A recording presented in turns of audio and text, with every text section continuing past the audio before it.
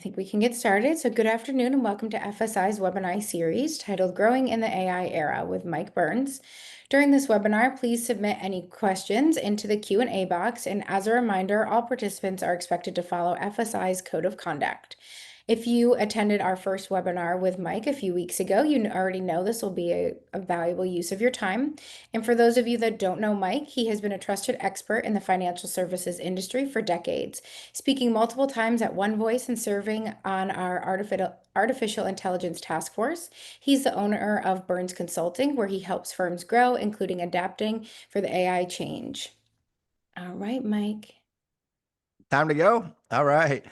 Thank you for having me back. I appreciate it. I wasn't so bad that you canceled this one, so I appreciate it. Yes, this is our number 2 in the series of AI readiness. I am excited to present on this topic. It should be up one notch. I'm not going to try to repeat a lot of stuff that I covered in the last presentation, but I did want to kind of have a couple of the things in case somebody hadn't tuned in last time. I am a writer, consultant, speaker, right? So I'm coming at it AI from that angle. I am not the data scientist. I am not a compliance, privacy, cybersecurity person. I think in the last presentation, I even said I'm not a historian. So I'm coming at it from that angle. I hope that the advice that I give you, or at least some of the things I show you, open your eyes up to the potential of it. Can't fit it all in one presentation of what to do, but that's kind of the beginning. Gemini suckered me in on this. It had one day, upload your picture and you could become a superhero. So I just had fun. I had never tried anything like that, and I looked like a fool. My son came in and I showed him, hey, I'm going to present and have this picture in there, and he was horrified. He just turned 14, and he was like, "Dad, do not put that in there." So he'll be embarrassed to walk around the school hallways once he knows that was the case. But I put that in there because I'm not an AI superhero, right? I am not the guy that has the answer to every single thing. I don't think there's a person that does have an answer to every single thing. It's just moving so fast. And you'll see, even I put in new slides just 24 hours ago to reflect all the changes that are happening. And my friends at FSI, we were just talking about them before. So that's the beginning part of it. The other piece, this is, again, the second webinar. If you missed the first one, don't worry about it. You can find it on FSI's page. And actually, I wrote a complimentary article to cover what was covered in the webinar. So you can go find that. If you can't find it, you can go to Byrnes Consulting. It's maybe a little bit easier to find. I have a scarier graphic of the AI tidal wave that's coming at us. It's going to have a crazy amount of change that is heading our direction. So that's a little bit of housekeeping. The other thing, I had this page in there before too, is that I'm honored to be on the FSI AI Task Force. There's a great white paper coming out. We're going to talk about how to make decisions in using AI. In that white paper, also going to have some information on the regulation and compliance landscape. And then, again, not the data scientists, but the very smart guys on the task force are going to talk about how to use the data exchange in the right way. And then hopefully, maybe this series continues of AI webinars, but I'm hopefully also going to be talking at One Voice. Fingers crossed. I know we're in some conversations there. So that will be exciting to maybe meet some of you in person if you two come to San Diego. San Diego right before the Super Bowl. It's a good time for us New Englanders to get out of this cold weather. So I'm really looking forward to that and hope that works out. All right. So I like to start kind of big picture stuff. And you are a human just like me. So if some of this stuff doesn't scare you, maybe you're just not a believer. But I'll dive right in and say, when I was a kid, my parents would say, hey, you're watching TV too much. Or maybe the earlier versions of video games. I'm showing my age, but it was Atari, and I had Android and Space Invaders, and maybe Pac-Man, and they were addictive, and they were just like the early versions of these games. And now, flash forward to the mobile devices are so addictive, and so I am quoted a lot of times saying to my kids, like, you're gonna get stupider if you use that. That's probably not what I say. Yeah, I usually say more like, your brain is shrinking. I think that's what my parents used to say. And that is interesting to reflect on some information that Harvard put out. It's ChatGPT users have the lowest brain engagement. And, you got to wait and see if this stuff really holds true. But think about it. If you can get every answer to every question that you have answered and you don't have to think about it and don't have to do research and it's instantaneous, maybe it will impact our brains and how they develop. That could be scary for younger generations that will grow up using this stuff every moment of their lives. MIT also put out something too that said, that daily users, there's a correlation that they're lonely and that they're have lower socialization. I don't know if that's a chicken or the egg. Like the people that were early adopters and use it all the time, maybe already were like that. But that's a concern, right? You're not talking with a human, and some of these articles and research reports say that you're now shrinking yourself into having a relationship with AI, with a tool rather than an actual person, and that can have effects on us. So I kind of asked AI to help me create this image. So it's right before Halloween, so a little bit gory, but lately I don't feel myself like that. Like I don't feel myself is because maybe we're not serving our purpose. So a little bit scary of some should you be using AI chatbots. I had a quote from this smart professor last time, and I didn't want to put two in the same presentation, so I'm using him up front. And I think he said it really well by saying, as a percentage of overall knowledge, we are all getting dumber. So imagine as AI is increasing its ability to think and reason and do all these things that humans can do, we are sleeping or we're out going for a walk or whatever it is, maybe not using our brains to our fullest. And so it's not an insult. I wish I was in front of a live group to see if people reacted to this, but we are getting dumber as a percentage of overall knowledge. And it's something to think about. Like how is the world changing? To understand a little bit about where we are, Singularity, if you start with artificial narrow intelligence, and that's where we are, where we can easily use AI to help with one single kind of thing. That is now drifting into artificial general intelligence, where the computers, machines will be able to surpass human intelligence. Like our intellect it'll be equal, if not beyond what humans can think of. And I like to think about AGI as all humans together, because I feel like sometimes AI is already smarter than me. Like that, even though I went to business school, I've been surpassed. I feel like, but that's happening. So how is that going to change the way that you operate in your personal life, and definitely how is it going to impact your business? Some of this stuff is scary movie related. We had a conversation in the chat in the waiting room before this went live. The movies that influenced me, again, showing my age, were like War Games and The Terminator and Blade Runner and those types of things. Later on, the movie Her, I think that's a good one. I need to go back and watch back in 2012. But the reality is that there are changes coming, and sometimes I feel like we're living a science fiction movie, and some people don't quite get that some of these changes are coming. Just to show you, like the reality is, if it gets to super intelligence, one person had said we will be so inferior to AI that we'll be like ants to human beings right now. And you don't mind if you step on an ant, right? Or if you go step on an ant home. So would that be the future of us? Like we would be terminated? That question actually went to Sam Altman at OpenAI, and I have the link to all these discussions and research reports and all that if anybody ever wants them. But I put them in the source information at the bottom. He said, I would like to think about it more as it would be like a loving parent that would help us move along and move forward. I've actually heard other AI experts say it's more like AI would be a shepherd for the human race. I really don't know if they have a concept of what this looks like at the point of superintelligence. So it's futuristic, but some people say that it could be 10 to 30 years, that could be a reality. And some are even saying it's faster. Back to AGI. So when the computers are as smart as the human race, when is that going to happen? Sam Altman, I think sometimes doesn't want to be an alarmist. So he said that, it might be 2030 that happens. That's right around the corner, right? And then, oh, by the way, you start to see these other AI leaders predicting that it's going to happen even faster. Elon Musk, he had said his quote last year. So I don't know if there's an update to that, but they're predicting that this is happening, right? Like this is right here, right on our doorstep. It's knocking on the door, and you have to be prepared for what's coming next.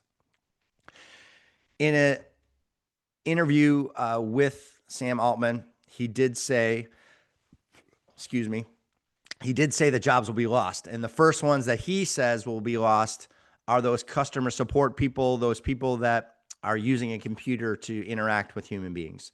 He said they'll easily be replaced. But on the other end of the spectrum, you have your nurses, right? And I kind of said that before, that those human touch types of jobs are the ones that the humans will want to keep, like they'll be around. Sam Altman had actually said in a quote, and I think this is just way too soft. He basically was talking about historic job loss. So it goes from every 75 years, half of the jobs are completely gone and half morph. And he used a good example. It was like 200 years ago, no one ever would have predicted that there would be a CEO of a technology company. Like no one had a vision of what that looked like. So there could be jobs that are created out of all this disruption, but jobs will definitely be lost. And everybody needs to be aware of that. Everyone tuning in, I hopefully is a little bit concerned, and I'll give you some advice on that as we go. Talking about some more big picture things before we start to drill down. I don't know if you're a Tucker Carlson fan or not. You don't have to be, but he asked some very direct questions of Sam Altman. And the one that I pulled out was a really basic one, is that Sam Altman actually agreed or recognized that AI is actually having societal scale behavior changes. He used a really basic example, and it's kind of wimpy. It's not, I wish he had something meatier, but if you, ChatGPT has a style of writing, and so it has an M dash. So this little dash next to his name is not an M dash. M dash is a little bit longer.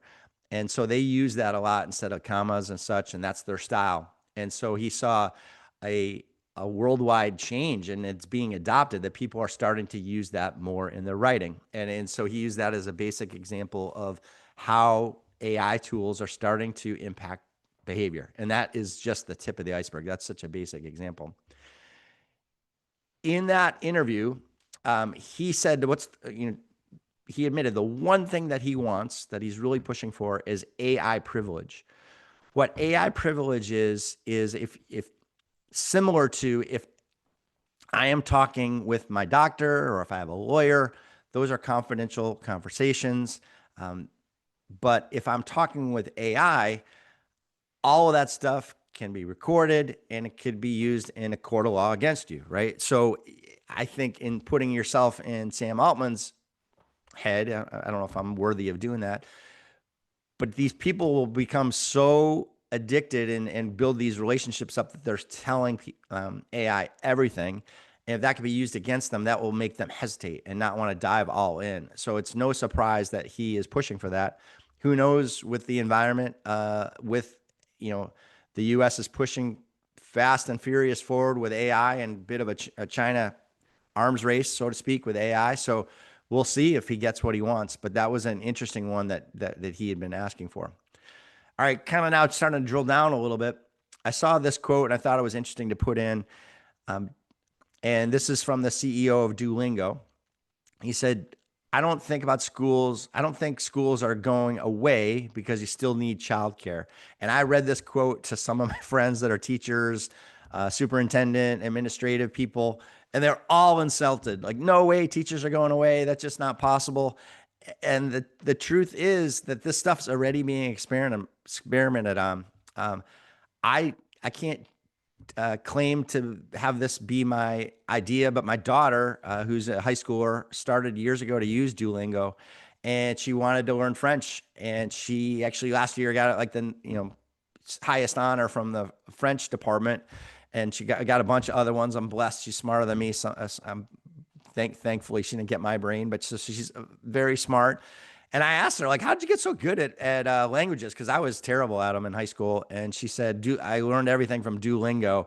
And so she might have exaggerated, but she basically said that that was very helpful in the way that she learned and prioritized it almost over the classroom. I don't want to say that teachers are going to go out of business or be replaced.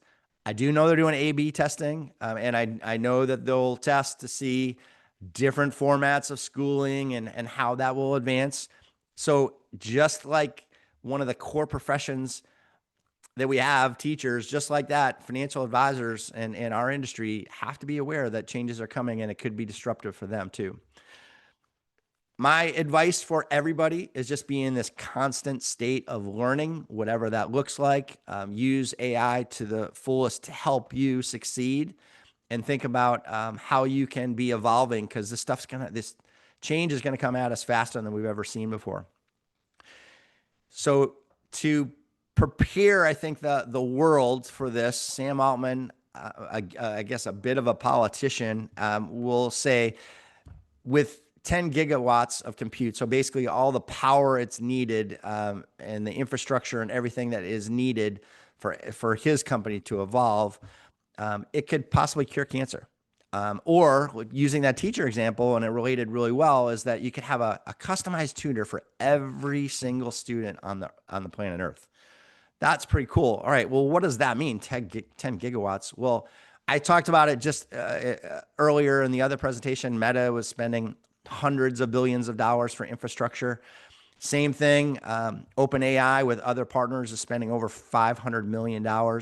In the last presentation, I talked about Meta's footprint would be as the size of Manhattan. Well, interestingly enough, Sam Altman was saying that all the energy needed for this type of data center would be more than all of New York City. So just completely off the scales of something that we just are not seeing. Like, a lot of us are not prepared that these changes are coming. So just put this in there to be aware of it. So that's kind of the higher level stuff. I like to now kind of get down into the next level of some interesting things that are changing. ChatGPT just announced that Pulse is a soft rollout, basically. And I think that's for pro users, and it's only on Android and iOS devices. But what that is it was referred to as like a morning briefing. And so imagine ChatGPT starts to know everything about you, and you're using it and interacting, and it knows that you like Taco Tuesday. And so when you wake up in the morning and it's Tuesday, it says, hey, I was thinking about tacos tonight. If that's something you want, do you want to maybe go to the local place, or should we try these other 3 places? And it's like a companion, right? And so for an AI speaker, it might be, here are 5 things that are brand new that you might be interested in, because I know you like this and this and this. What I think is going to be interesting is AI is very initiated by the user right now. This kind of proactive approach to outreach to people will, I think, increase the addiction. It'll increase the use, and it will be a bigger and bigger part. So on OpenAI's front, it's a smart thing for them to do. We'll see how that experiment of Pulse rolls out. The other thing, I don't know if you know, but you can actually call ChatGPT. I know you could probably utilize it on an app just like you do on your laptop. I actually tried this yesterday. I had never called the number, and I had a 15-minute conversation about AI and asked a lot of questions about ChatGPT in particular. And at the end, I hung up and said, "Oh, thank you very much for the information. It was great to talk with you." And I hung up, and I was so mad at myself. I'm like, "What? I just acted like I had a conversation with a human being." But it was that rewarding. Like, it was helpful to kind of learn information. And I think that type of ease of access could be something to use in your car. You want to start a business, you can just brainstorm and have that conversation. You want to be better at being a financial advisor. You want to know the most recent research. The thing about my conversation was it led to more questions and more questions and more questions. And so the dialogue really went well. And I learned a lot in that brief time that I was interacting on a phone. All right. So all all of what we're used to is us kind of proactively going to the device. Altman's kind of figured this out, and with other people, very secretively, is working on AI native devices. What that's going to be, and I don't know if it's next year or when we're going to start to see this stuff, but you're going to have AI be ever present, like fluid in your world. It is going to be deeply personal. So it is going to be connected to you in ways that a lot of human beings will never be that tight with you. The AI will know more about you than most humans that walk the face of the earth. The creepy thing is it'll always be listening. So how does that work? There's a whole bunch of speculation of what that might look like. So it's no longer the phone with the apps, but it could be an earpiece. And so I had AI create an image for me of what that might look like. The other one could be a tag or a pin that would go on your outfit or a necklace. And so imagine as you're going through your day, it's always involved. And I think you might laugh that people were so enamored with smartphones, but you might think a couple years from now that this is archaic. Like I actually had to manually put in letters to text somebody. Like how much easier would it be to communicate through your AI device? So I don't know where that's going and how popular it'll be, but that is something on the forefront. Another one is images. And I believe that this is something you should focus in on. And I'll get to the kind of the plateau in a second, but Google Gemini had a promotion of it and it was scrolling through and I just did a screenshot. I thought it was pretty funny. The gigantic dog. If you're a dog lover, you'll laugh at that. But even in preparing for this conversation earlier with an FSI executive, there was a conversation about headshots. And I believe the company is called Headshot Pro. And so you don't have to take a headshot. It can take all your old pictures and come up with an image. And it can look just how you want it to look, right? And so imagery is going to be super important and it's going to change the way that we evolve. Imagine now you have a company and you want to have, this is definitely going to be very popular in consumer packaging goods, but you have a model that's all yours, right? You can have them wear whatever outfit you want. You can have them on your website. You know, a lot of people right now in the financial advisor world have kind of those multi-generational pictures. You know, they roll up their pants and they're walking on the ocean. They're all holding hands in white shirts, like that kind of stuff. Well, you can have now your own AI model looks better than this ugly guy, right? So they can do whatever you want, you know, impose in any type of position or whatever, because you can instruct them and can completely control them. So that stuff's already happening, right? So there's Flux Laura. These are the models, two models from their offering. This one is really interesting. So we talked again about this for a quick minute before the webinar went live. I am a Bostonian. Yankee fans, don't hate me. You tied it up. You should be happy. But yesterday we were really happy. Sports radio, I had to listen to it. You know, the Patriots had just won a big game. The Red Sox beat the Yankees. Woohoo! You know, everything is going great for us. And you would think that there's just too much sports to talk about in an hour. But they were actually talking about an AI actress. And I was like, really? I have been talking about this, and I think I said it in the last presentation when I showed the bunnies jumping on trampolines, that someday we are not going to be able to tell the difference between an AI generated person versus a real person. And so sure enough, Tilly Norwood is now an actress. Is this for real? Like, do you think this is a concern? Well, a union of, say, almost 200,000 people is freaking out, right? And actresses and actors are freaking out too. And they are actually having a very strong opinion that no synthetics can be used. There's I believe the company is called, what's it, Particle 6. I have it underneath her picture. But I read a whole bunch of articles on this. People described her, if you can say her, as, you know, that adorable girl next door vibe. Like, you know, she is this person that everyone would want to pay attention to. Well, imagine now it's not just actresses. Maybe the next Taylor Swift is a synthetic person that sings and creates every song that you love. The future is here. It's already happening. I was thinking it was down the road, but it's already happening. So we'll see how this ripple effect, it changes a whole bunch of different things. All right. How does this impact financial advisors? Well, believe it or not, you can replicate yourself. And so there's companies like Delphi that will take mostly kind of influencers, authors of books, and those types of people that are the ones that are using it. And you can create your own clone of yourself.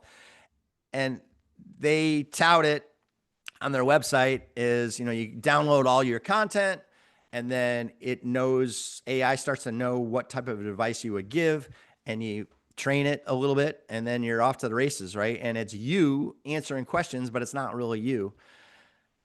I think it's really creepy, right? And I don't think I would do it, but look at this fool. I already uploaded my picture and made a superhero out of myself, right? So I could be tempted to try this just for the gimmick piece of it. But there are business reasons of why people would do this. Maria, you probably have seen her on Fox Business. She actually goes to a lot of big conferences and does interviews there too. She last year had interviewed the Delphi CEO and his clone, and she asked questions of the clone, and it was fascinating. Like the clone was really nailing it. It was a little bit of pause, a little bit of, I've seen some of these other clone interviews and they don't go as well. This one was really good. A little bit of a pause, nailed the answers. The thing that bothered her was it asked a question after, because obviously these clones are going to probably want to create dialogues with humans. And so I think she, in kind of her tough way, said, "Hey, I'll be the one asking the questions." But I hear a lot that regulators, we kind of have these old rules that will apply, but honestly, like the existing rule set, is that really going to be enough to cover something like this? I don't know if some financial advisors will try to clone themselves. All right, why would you do it? Um, I went out and did a search to see if this is really happening, and I found a lady on Instagram. I think she talks about AI, and she had cloned herself. She was very happy to be using her twin to promote that she had cloned herself. So why would you do this? I I think that it's a couple reasons. Is you can really expand your content library and research. I mean, and reach, right? So as you upload things, AI can enhance them. And so if you're an author of a book and they want to ask the author a question about the book, they can't always get the hold of the author or a national speaker or celebrity, whoever it might be, but they can get a chat bot right now that could put it in text. They might feel more comfortable in having it be a human messaging it, or a synthetic human. The other thing that I thought was really interesting too is you can kind of instantly reach the whole world, right? I think Delphi, I think I read that they have 30 languages. So the information that you're creating now can go worldwide, and you can really have this global influence. Again, not for me, but something to be aware of, that this is happening. So I had mentioned these issues where we're not going to be able to tell the difference between the synthetic human and a real human. And there is going to be a need. Again, I'm not the compliant cybersecurity person, but biometrics, like what's going to be needed? I think when you go to get on a plane now, you're getting scanned, and there's certain elements of privacy that are going to go away. But at a bare minimum, you should be working with your family to have that code word, secret word, so if you're getting deep faked, that there's fake emergencies coming and you have to wire money, that they're not using that code word, so I'm not going to act on what they're asking for. As financial advisors, that basic advice should go to all your clients right now, especially your older clients, because they're bad actors and they're going to use AI the wrong way. Last piece of advice before I start to get a little bit more granular, or a last big picture thing, is that financial advisors, when I talk to them, they're not worried about this. They don't think they'll be replaced. And so this book had an interesting paragraph. I just copied and pasted it out of the book. But it said that basically ChatGPT is limited. I don't think it can be a lawyer and give advice like a lawyer, right? And so same thing with a financial advisor. But if you read the second sentence, it's starting to do some of the financial planning and the financial advice. So it's starting to explain concepts. It might take the statement and make sense of it. It could be doing some calculations for some people, like how much money do you have to save till you retire, and you could be putting in inputs. Eventually, if AI becomes your best friend, that's a real competitor, right? That could backdoor their way into taking business or actually replacing financial advisors. Don't have to believe it. We'll get to that in a little bit, and I'll give other examples so then you can start to figure out if it will impact our industry too. So how do I start growing? The topic for today. I would encourage you to go back and look at the basic 101 presentation last year or last time and think about what you could build on from there. A couple things I didn't say in the last presentation that I wish I did is I really believe like step one is if you have a company of 10 people, 50 people or 100 is have some kind of governance committee. And it shouldn't just be the compliance legal people. It should be every department represented. If it's 10 people, maybe have everybody involved if you really are an AI first type of company, but have that step, create some best practices, but also create some limitations and things, and actually reconvene a lot. Because if you believe that this stuff is going to have this, like I had said before, tsunami or tidal wave of change coming at us, reconvene a lot and talk about this and just always be aware of how this stuff's going to be impacting you. I did a real follow up, a really quick follow up from last time is I did get asked which AI tools do I use, and don't trust me. I'm not the best guy in the world. PC Mag did a better review, and I can send you the link. No big surprises there. Perplexity didn't show up on this top list, and Grok did, which that was the only kind of interesting thing that I saw. But it adds actually kind of a good summary of all the different features and all that stuff. But it's evolving at a rapid pace. So just I would say test them all and kind of figure out what you like the best. I did get that question, so I want to follow up on that.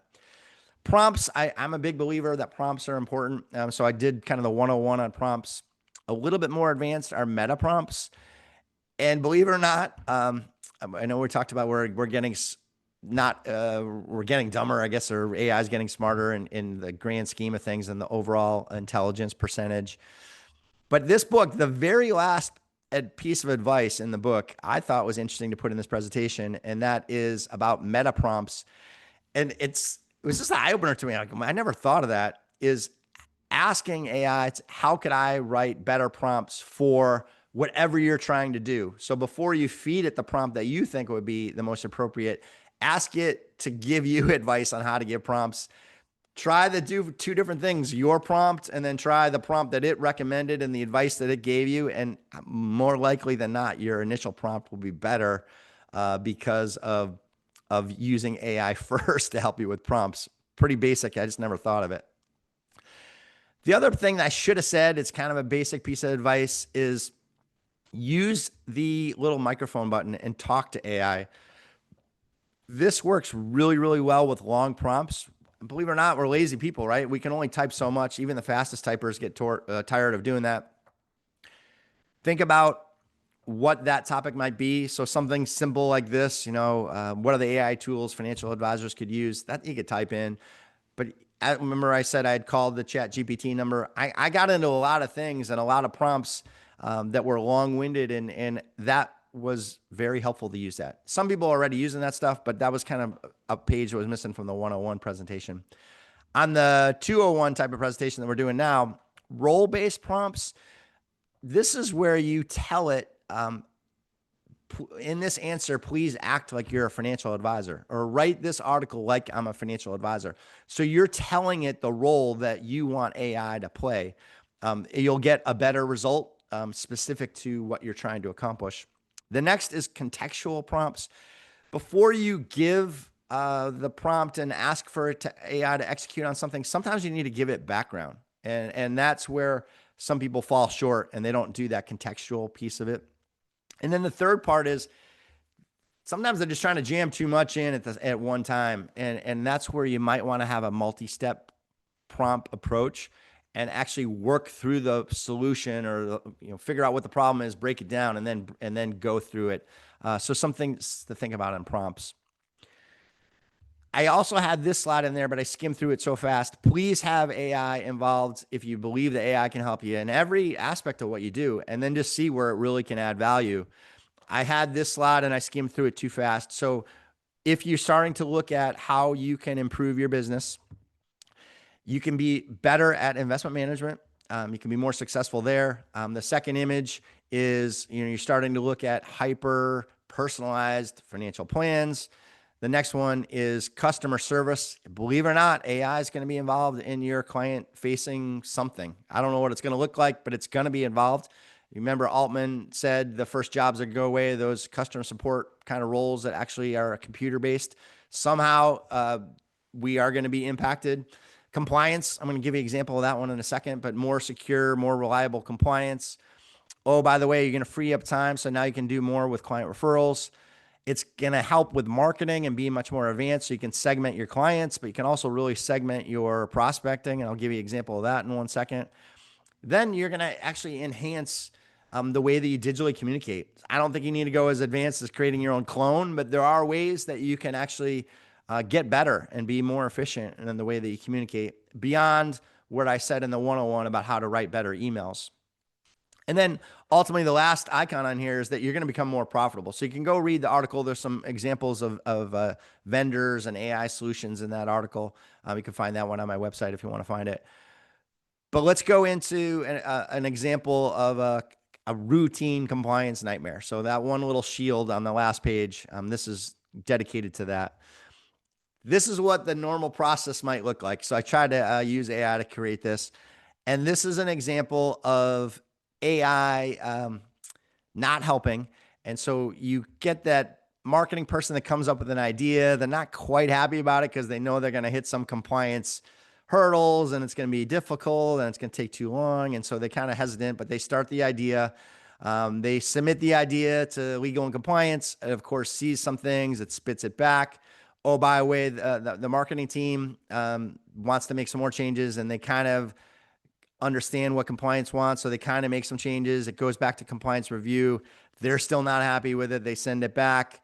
And then ultimately, conservatively, you're looking at maybe 3 to 5 days of extra bouncing back and zigzagging and not really getting what you want.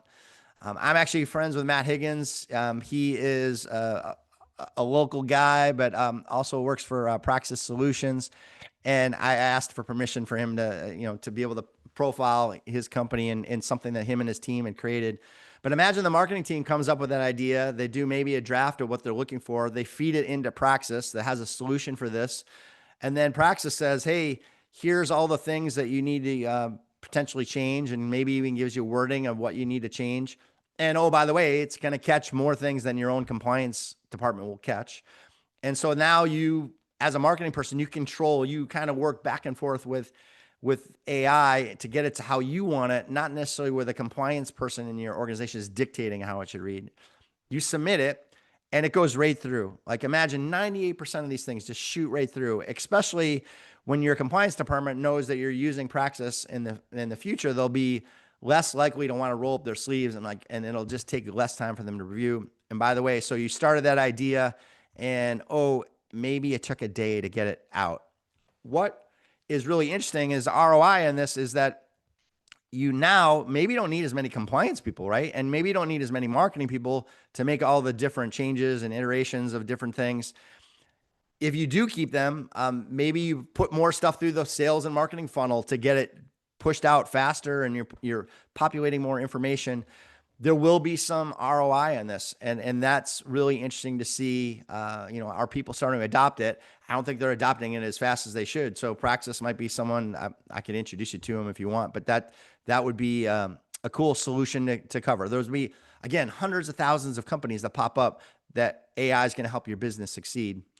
All right, general question. If I'm a marketing consultant, I do a lot with growth. How do you grow? Do all this kind of analysis, and you might get all these kind of answers and what's working, what's not working. And maybe there's an AI service that you could use at every one of these steps. I know that it's already in most of these steps and in helping you become more successful. Moving along because of time. Cashmere might be a company that you want to check out. I've written about them before. They use 10 core sources. So they're pulling information from 150 million professional records, 150 million personal records, and then, oh, by the way, property records.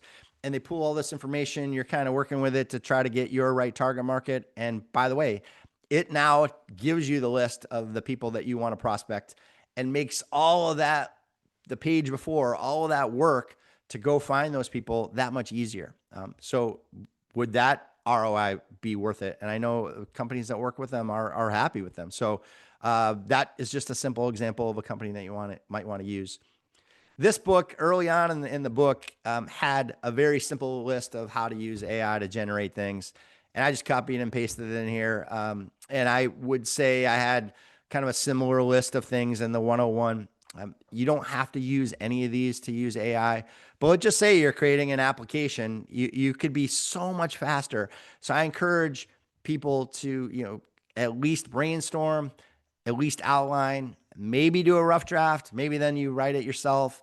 But some people are just going to go right to the step where AI, again, like from the last presentation, it's not hallucinating like it used to. So you're going to get at least something that's better than nothing if you just use AI. So make a list, every single thing from a marketing standpoint, from a communication standpoint, customer service standpoint, all these different communications. What could you do to improve? Sad note for marketers, I kind of lump myself into that. I feel like I'm more of a marketing strategist type of person. But there was a report that came out from CMOs around the world. And what they're saying is that by 2028, like that's just like right around the corner, 3 of 5 marketing roles will be replaced by AI. They referenced them as AI contractors. Now, think of that. And they had another statistic in there that would be for marketing agencies and such. That would be a 55% reduction in workforce.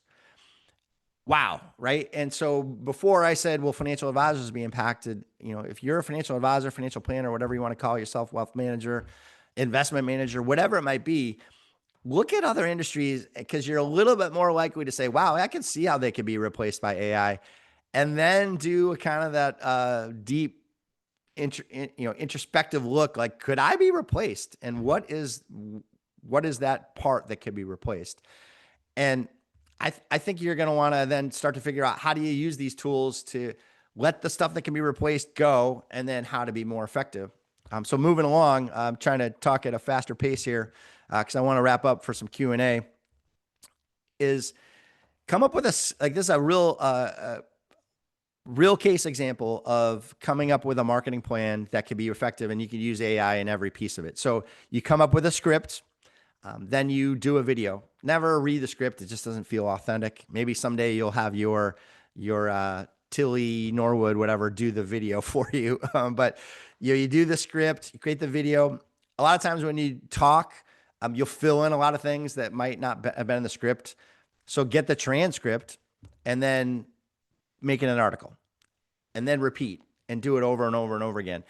And now there's so many people that never wrote in our industry because they weren't writers. Like financial advisors might be talented at it, but they probably weren't journalist majors, English majors, or whatever it might be. And so those English majors types might not be the ones that became financial advisors. They might have been more of the math majors and such. And so they didn't write as much. They didn't create as much content. And I would recommend that you use marketing to do that, and AI in marketing. A real life example. What does that look like? So I just picked a recent one that just happened. I worked with this very nice lady, Laura Holt. I respect what she has to say on AI. So we did a little live interview. And then, so we had the notes. It wasn't really, well thought out. And we didn't have it like every word documented, but just kind of had the questions of where we want to go and the topics. I recorded the session. And then I use a tool called TurboScribe. There might be something better out there, but I upload the video into it and it gives me the transcript. Then you got a transcript, you have all the text, boom, you can drop it into ChatGPT. It can clean it up. In this case, I used kind of that rough cleaned up version to create my own financial advisor article. Thankfully, they published it just in time. You can go to my website and read that conversation. But then what do you do, right? And then that's that amplification part. And marketing can be fantastic at doing that. Your website, digital marketing. I didn't put a thing in here for PR, but social media. You're starting to look at, obviously your traditional email, YouTube. Obviously, you're going to post a video like that if you do a recording on YouTube. And the phone, you might pick it up and promote it. I know my millennial friends like, what's that little icon look like? I've never seen a phone that looks like that because it's not a smartphone. So for them, it might be texting, and texting can still be really effective, right? So AI can help you there too, but you can push things out, and the deliverability and readability, not readability, but the percentage of things that are read are really high in text. So it can be really, it can be utilized very well. And then repeat, right? So from a marketing standpoint, that's just one little case study of taking something like this, like the webinar that I'm doing, and utilizing all the different technologies that make it so much easier to create content and refine and create the brand image of who you are and what your company is all about. All right, wrapping up for some questions and some final thoughts. All right, what do I do? Like, how do I get started? MIT kind of came out with some information of like how are AI tools and Gen AI vendors starting to get used, and obviously they're going to where the firms that they trust. And so this white paper, many pages long, was interesting to say that a lot of these great AI startups are going to go out of business because they just can't get the revenue and the sales that they need. It'll be interesting to see. Some will roll up into these well-known names, right? They'll get purchased, and that will be making the decision easier for these executives. But as an executive, be open to these startup companies because they're going to come up with a lot of great ideas of how to make your business more successful. But if you are trying to meet well-known vendors, I'm sure they will be at One Voice. So a little toot for that. I'm a big fan of that conference, and that will be in San Diego in the beginning of February. So make sure you register for that when you can. I'll pause just to say I hope that we can get some questions in here. Don't lob anything too heavy at me because there's a lot of questions that would stump me for sure. But if I do get stumped, I'll make you a promise that I'll try to go find the answer for you and maybe put it in an article or at least get back to you on that. Should I go to final thoughts or should I pause? It looks like we have a hand raised. If you can just put any questions right in the Q&A. We do have one question, Mike. What is the name of the lead generating application? So that one that I showed, and there's more, but that was Cashmere. So that had the little logo at the top. Sorry if I didn't mention it when I was on that page. I'm glad someone paused me and made me say that. While maybe more questions are coming in, I'll give you 3 final thoughts. Is that okay? Yeah, go right Okay. ahead. All right. Final thought number 1 is you might think you're a financial advisor, but I would actually encourage you to just redo your job description and think of yourself as an AI strategist. And how does your financial planning role fit into that AI strategist role? I know you're probably not going to go that far, but I asked AI to help me with this image, but you think of yourself as the puppeteer and how do you use all these different AI tools? And if some of those day-to-day responsibilities that you have are going to be replaced by AI, you can just ignore it, or you can go kicking and screaming and say, no, you can't replace me. But then you're in trouble, right? So you're gonna, I would want you to be one step ahead of where the puck's going, so to speak. The next final tip is, or takeaway is that things are changing. Your current resources and what you're doing. I gave that marketing example. A marketer is going to lose their job in just a few years. If you're doing things the old ways, you're not going to be as successful. So think about, with that shift, you are going to have efficiencies and your time is going to get freed up. So with Laura Holt in that interview, I think it maybe is at the very end of the article, my takeaway was, what are you going to do with your free time? If you don't use anything to make yourself more successful with that free time, whether it's in your job or personal life or whatever, you're going to be replaced, right? So you have to evolve just as fast as these things are happening. And then my last thought, and this one's that, starting at that kind of mind-blowing idea, is that we are again in that artificial narrow intelligence stage, and we are going to go to artificial general intelligence soon, if we're not there already, right? And that's some version of that is happening right now. And then superintelligence. When does that happen? Does that happen in our lifetime? I feel bad for our kids. Like, what's that going to look like? I don't think anyone has a clue what that looks like. So if you are someone that actually is involved in, regulation or politics or anything, make sure that this is something that the common person is aware of. Hats off to you for being on a webinar. Hopefully you were on 101 and now you're on the 201 version. But this will get crazy and change, and especially as people start to lose jobs, more and more people will be aware of this. Like you saw that the actor, synthetic actor, created a whole big news spin and a lot of buzz. So you'll see AI being in the news more and more and more. So pay attention to that. Um, any more questions come in by any chance? We do. Just one more or two more. If we are rewriting a bio, would you recommend submitting that through ChatGPT? 100%, right? So, I mean, you don't have to use ChatGPT for everything, but why not? Like, it's free. It takes seconds. Like, hey, why do you want to improve it? You could ask ChatGPT that part of it before. Like, I am a financial advisor, and this is my bio. What should I do to improve it? What are some best practices for bio? So read about it. Then you're more informed on your prompt. So you put in, hey, this is my bio. This is why I want to improve it. Can you give me a more polished version of it, or a more empathetic version? Or could you show my personal side? Because I'm a big believer when I give consulting advice on bios that they should be very personal in nature, because humans want to work with humans.